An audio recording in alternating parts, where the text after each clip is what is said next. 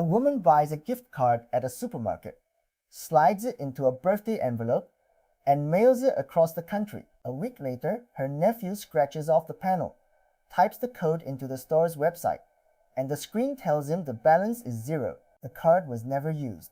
Somewhere between the rack at the checkout and the moment he opened it, every cent on it had already been spent by someone he will never meet. She checks the receipt.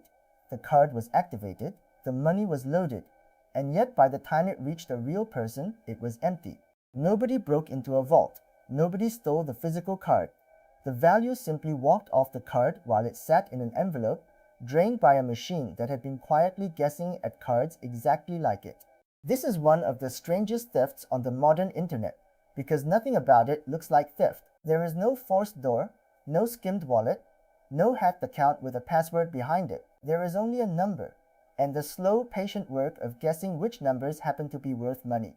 And it happens at a scale that is hard to picture. The people who run this do not target one card and hope. They aim software at an entire store's worth of cards at once, sweeping through far more possibilities in an hour than a person could try in a lifetime. A card is just a number. A gift card feels like an object. It has a design, a logo, a little foil panel you scratch off. But to the store's computers, none of that exists. All that matters is the code printed on the back and, sometimes, a short pin hidden under the panel. When you redeem a card, the website does not look at the plastic. It takes the number you typed, finds the matching record in its database, and reads off whatever balance is attached. The card in your hand is just a physical reminder of a number that lives on a server somewhere. Lose the plastic, keep the number, and you still have the money.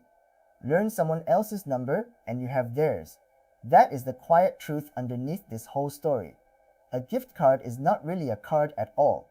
It is a password to a small pile of cash, printed on a piece of plastic and sold next to the chewing gum. Why the range is the weakness? Here is the part that makes the whole thing possible. The numbers on a store's gift cards are not scattered randomly across all the numbers in the universe. They sit inside a predictable range, a block the store has set aside for its own cards. They have to. The system needs to recognize one of its own cards the instant someone types it in, so the valid codes cluster together in a known space rather than hiding among every possible combination of digits. That makes life easy for the cashier and the customer. It also means that if you start generating numbers that look like they belong to that store, a meaningful fraction of your guesses will land on codes the store actually issued. Most of those issued cards will be empty, or never activated, or long since spent. But a store sells millions of these things. Somewhere in that range, at any given moment, a great many of them are sitting loaded and untouched, waiting for a birthday or a holiday that has not arrived yet. Enumeration. Explained simply, the technique that finds them has a plain name: enumeration. It just means working through a set of possibilities in order, or near enough to order, and checking each one. Think of a hotel with a long corridor of rooms and no list of which are occupied. You could walk the corridor and try each handle, one after another, and most doors would be locked or empty. But if you tried enough of them, you would eventually open one with someone's suitcase inside.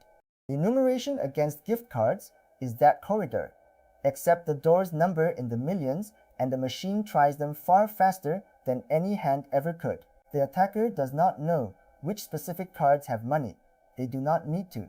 They only need a way to ask the store, over and over, whether a given number is real and what it is worth. Every store that lets you check a balance online has, without meaning to, built exactly that door, the balance check that gives it away. Almost every gift card program has a friendly little feature, a page where you type your card number, maybe the PIN, and it tells you how much you have left. It exists to be helpful. You want to know if there is enough on the card before you stand at the register. But that same page answers a question for anyone, not just the cardholder. Type a number, and it tells you whether that number is a real card and what balance sits behind it. It does not know or care who is asking. To the page, a worried shopper and an automated guessing program look almost identical. Both just want to know what a number is worth. So the attack is not some exotic forced entry. It is the balance check used against itself, asked millions of times by software instead of once by a person. The feature meant to reassure customers becomes the oracle that tells a guessing machine which of its guesses just struck cash, and it is patient. Most answers come back as nothing, an invalid number or an empty card, and the machine simply moves on without a flicker. It just keeps asking, because somewhere in that range, a loaded card is waiting, and time is the only thing it has to spend, draining without ever touching the card. Once a loaded number is found, taking the value is almost an afterthought. The money never has to become physical. The attacker can spend the balance online at the store, or load it into a wallet, or buy other digital goods that resell instantly. This is what makes the original victim's experience so eerie. The real card is still sitting in an envelope, untouched, on a kitchen counter on the other side of the country. Nothing was stolen from their hands. The number was simply guessed, checked, and emptied.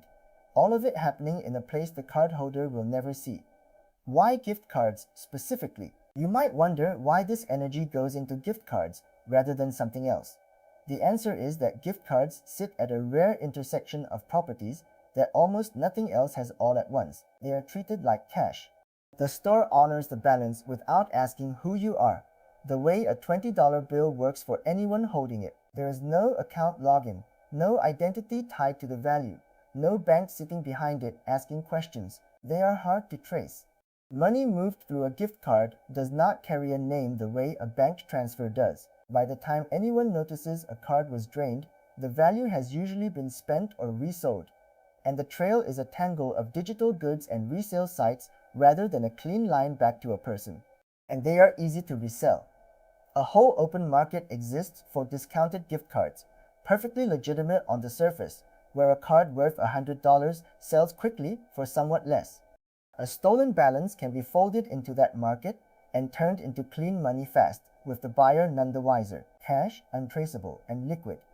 That combination is what turns a humble store card into a target worth building machines to attack. The part where the scams come in, there is a second uglier place gift cards show up, and it is worth naming because it touches far more people than the enumeration story ever will. A huge share of scams now end with the same instruction: pay in gift cards. The fake tax agent, the pretend tech support call, the romance that suddenly needs money for an emergency, the boss emailing in a panic for a favor. Astonishingly often, the demand lands on the same request. Go to the store, buy gift cards, scratch off the panels, and read me the numbers over the phone. It works for the scammer for the exact reasons we have already covered. The moment the victim reads out those numbers, the value is as good as cash. It cannot easily be traced, and it cannot be reversed the way a card payment to a bank sometimes can. A card chargeback can claw money back. A gift card number, once spoken aloud to a stranger, is simply gone. So if you ever remember one thing from all of this, let it be this: no real government, bank, or company will ever ask to be paid in gift cards. That request by itself is the scam announcing itself out loud. Vedestini from Lempelemba Code and Tambur Statini, Kanevan Kepetes. That request by itself is the scam announcing itself out loud. The stores are not blind to any of this, and the defenses they have built are a good lesson in how you protect anything that turns a number into money. The goal is never to make guessing impossible, because nothing is. The goal is to make it slow, expensive, and loud. The first move is rate limiting. A real shopper checks a balance once, maybe twice, so the system watches how many checks come from one place and starts slowing them down, then blocking them, when the volume looks nothing like a human. A machine that wants to try millions of numbers suddenly finds itself crawling. The second is the challenge. A CAPTCHA or a similar puzzle sits in front of the balance check, asking the visitor to prove they are a person before the system will answer. It is not perfect, but it raises the cost of every single guess, and when you are making millions of guesses, a small cost on each one adds up to a wall. Third is the shape of the number itself.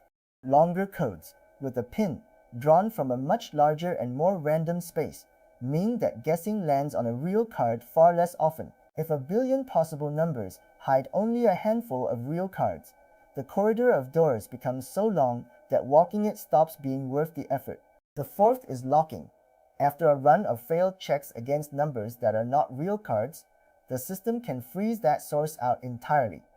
The way a phone locks after too many wrong passcodes. Each failure makes the next attempt harder instead of free. Watching for the spike. The most interesting defense is the quietest one. Stores watch the balance check itself as a signal. On a normal day, balance checks tick along at a steady, boring rate. Real people check real cards at a human pace. An enumeration attack does not look like that. It arrives as a sudden flood, thousands or millions of checks crashing in, most of them hitting numbers that are not real cards at all. That pattern, lots of checks against mostly invalid numbers, is almost impossible to fake as anything else. It is the fingerprint of a machine working through a range, so the system learns the shape of normal and watches for the spike.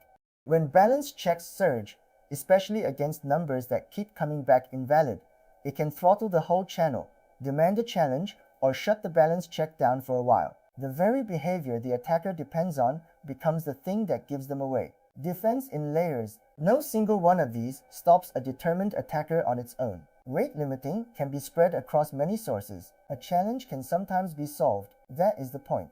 None of them is meant to be the whole wall. Stacked together, they change the economics. Each layer makes guessing a little slower, a little costlier, a little more likely to trip an alarm. They are running a numbers game, and the numbers game only works while the numbers stay in their favor. Pile on enough friction and the math quietly stops paying. The deeper rule underneath it all. Step back from gift cards and you find a law that governs far more than this. Anything that turns a number into cash will be probed by machines relentlessly, forever. It does not matter whether it is a gift card, a coupon code, a loyalty balance, or a discount link. If a string of digits can be converted into value, someone will eventually point automated guessing at it and see what falls out. This is not a flaw in any one store's website. It is a property of money itself meeting the internet. The moment value can be claimed by knowing a secret number, and that number can be checked at machine speed, the guessing begins. The only real question is whether the defenses make the guessing cost more than it returns. That is the whole game, quietly playing out behind every balance check page you have ever ignored. A number worth money, a door that answers questions, and an endless patient machine on the other side trying handles in the dark.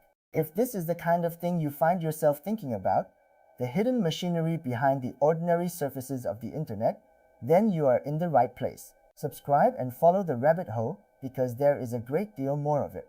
Next time we leave fraud behind and go looking at the giants almost nobody notices, the invisible giants, how content delivery networks secretly run the internet, the silent infrastructure that decides whether the web feels instant or broken, sitting between you and almost every site you visit.